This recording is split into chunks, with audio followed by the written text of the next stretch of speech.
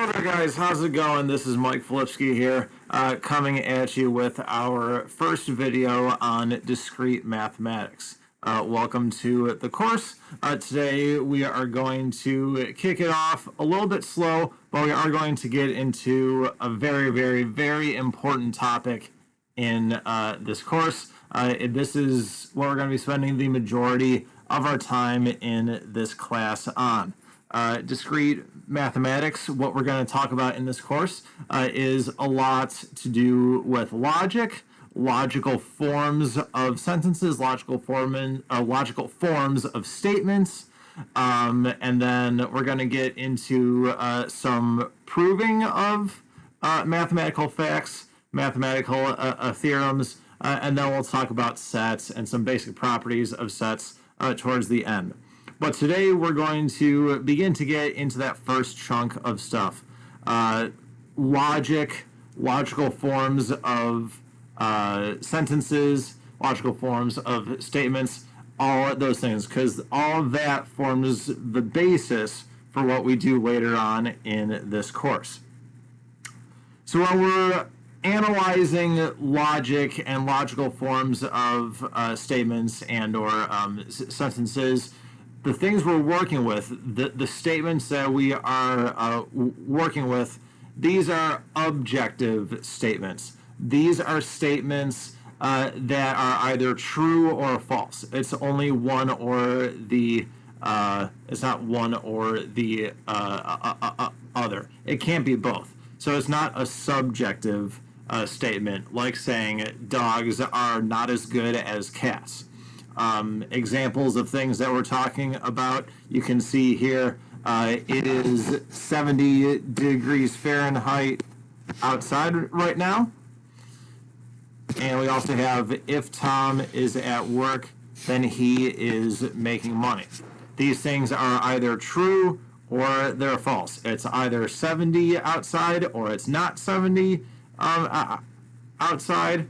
The sentence, if Tom is at work, then he is making money. Each of the components of this sentence are either true or false. Tom is either at work or he's not at work. He is either making money or he is not making money.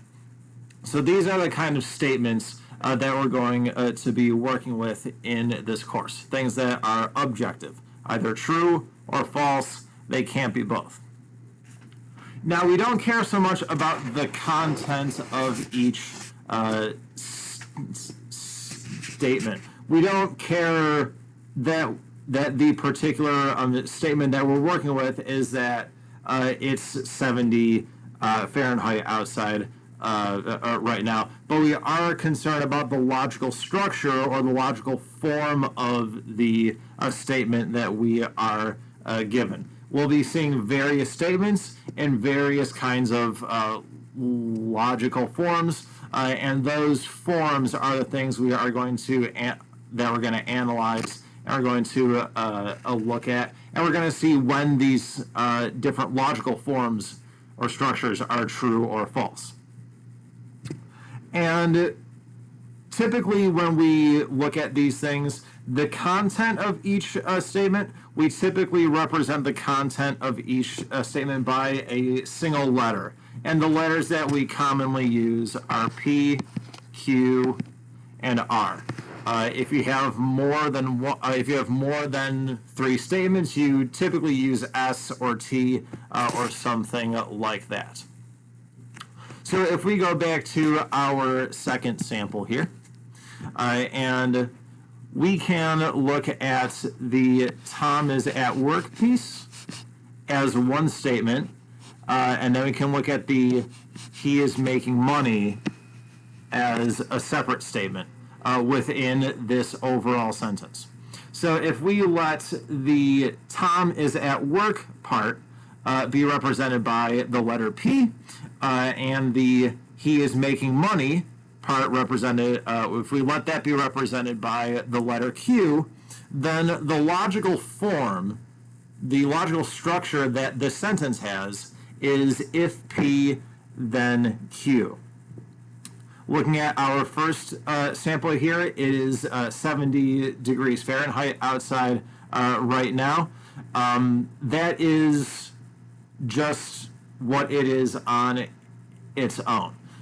We could replace that entire statement with the letter R or P or Q, whatever, and it would just be P. Obviously, then the second sentence is a little bit more complex. It's a little bit more involved, shall we say. We're going to be looking more at these kinds of statements later on in this course.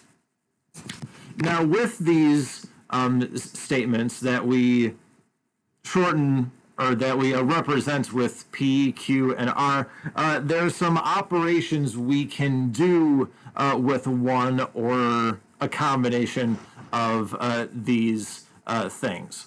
And we're going to look at the three of them right now. We're going to look at not, or, and. We're also going to look at their symbology, and we're also going to look at the truth table that shows all possible combinations of the true or false values of these things. And we're going to see how they interact with each other. So first up, the negation or not. If you're given a statement P, when you negate it, it's read as not P, and mathematically we symbolize this. Now that is a tilde there. It's not P, or the way that you'll typically see me use it in my notes, and the way you'll see it used inside of the textbook is you'll see a horizontal dash with a little vertical mark down. That's typically how you'll see not P being written. And what this does is it simply switches the truth value of your statement P. If P was true, then not P is false. If P is false, then not P is going to be true. Here we have our truth table. We've listed the possible truth values that P can have. It's either true or false. And then we wrote out the corresponding truth value of not P. We said that this not symbol, this not operation just switches the truth value of whatever P was. This is the most basic one that we are going to be working with. The next two that we're going to look at involve two statements, P and Q. So the second one is the OR operation, also known as a disjunction. So if you have two statements, P and Q, the disjunction is read as P or Q. And mathematically, we symbolize this with P and then what looks like a V followed by Q. And how the disjunction works, or how this OR operation works, is that if one of P and Q is true, if at least one of P and Q is true, then the disjunction P or Q is going to be true. Now here we have our truth table, and we see that it's a little bit more complicated. We have some more rows here. We have to account for all possible combinations of truth values that we can have for P and Q. P and Q could both be true. P could be true, but Q could be false. So the first situation which I described corresponds to the first row. The second situation where P is true and Q is false corresponds to the second row. P could be false and Q could be true. So that's our third row. And then P and Q could both be false on their own. So that gives us the fourth row. And we see that how do we come up with the truth values for the disjunction P or Q, as long as there's a T showing up in either P or Q in that row, then the truth value of the disjunction is T for true. The only situation in which it's false is when P and Q are both false. The third one that we're going to talk about in this video is the AND operation, also known as the conjunction. So again, you have two statements, P and Q. The conjunction is read as P and Q. And mathematically, we symbolize this by P caret Q. So disjunction is symbolized with a V. The conjunction is symbolized with a caret.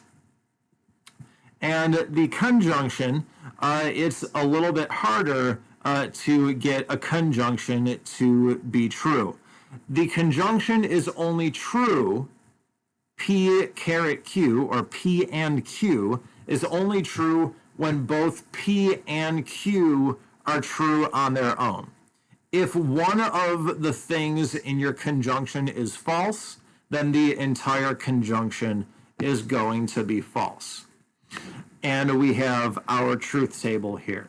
We have the four possible combinations of truth values for P and Q individually. We see that the first row is the only case where P and Q individually are true. Therefore, the conjunction P caret Q or P and Q is going to be true. All the other cases, at least one of P or Q is false. Therefore, the conjunction is false as well. Now, just like in basic math, we have an order of operations of sorts, PEMDAS. Please excuse my dear Aunt Sally. We have an order of operations using the negation, the disjunction, and the conjunction. And these are all examples of logical operators.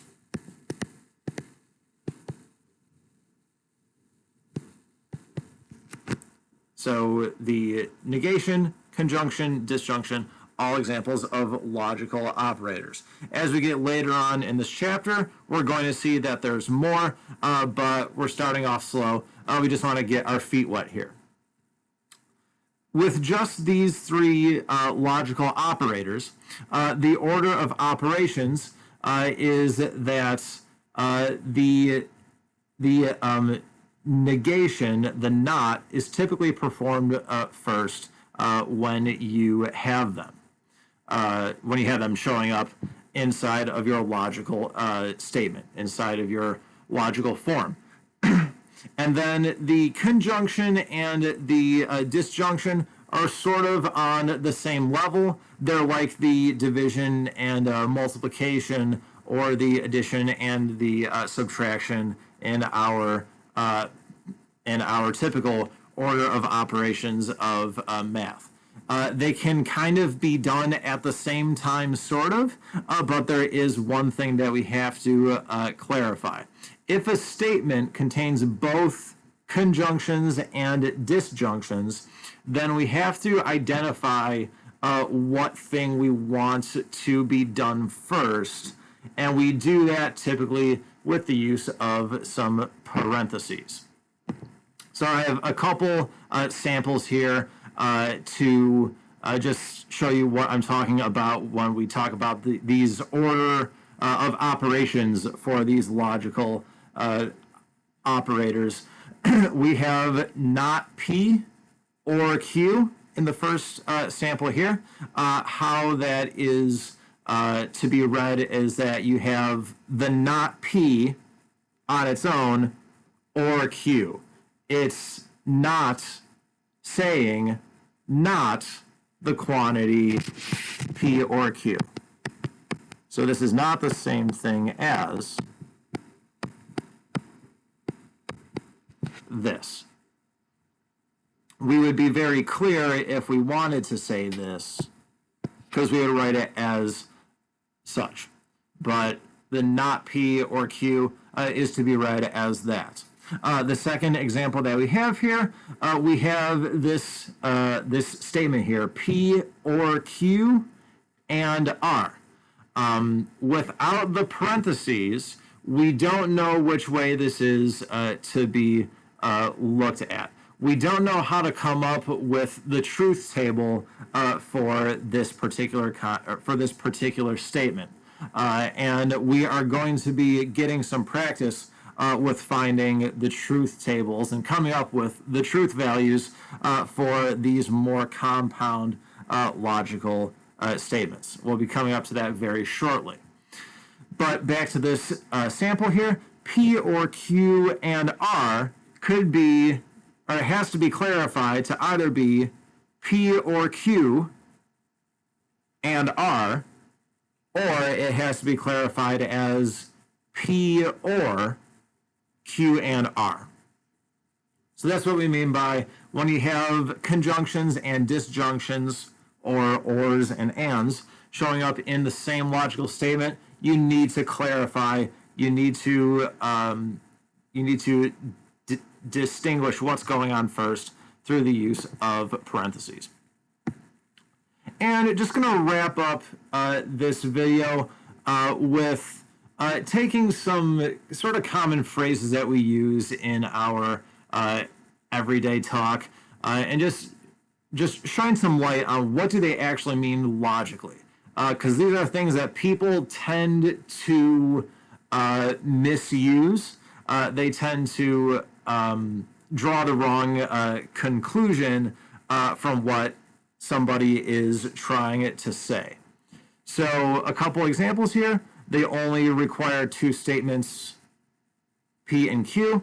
If we say P but Q, all that is saying is P and Q.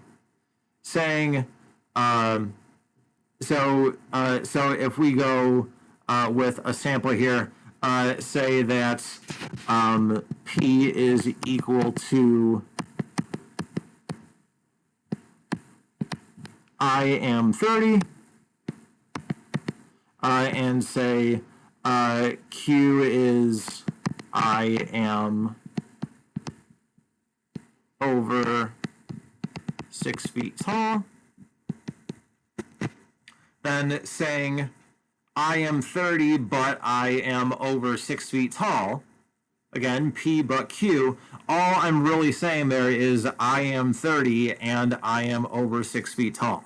So P but Q is saying the same thing as P and Q. If I said I am neither 30 nor am I over 6 feet tall, what it's saying is I am not 30 and I am not over 6 feet tall. And this is saying not P and not Q. So saying neither P nor Q is saying not P and not Q. So those are just a couple little common words and phrases that we use fairly often in our everyday conversation that sometimes people tend to get confused about what does that actually mean? What are we actually saying there? So this is a wrap on our first video for the course. Again, this was just a nice little intro into this course and what are we going to be talking about in this course. But this is very, very, very important stuff that you do need to know. Big thing from this video, the types of statements that we work with, things that are either true or false, not both. Looking at the logical structure and the logical form of the sentences that we are handed, as well as the three logical operators that we know of thus far. The not operation, the conjunction, and the disjunction as well. Conjunction is and, disjunction is or. If you have any questions or comments, be sure to drop them in the comment section below. Otherwise, until the next video, take it easy.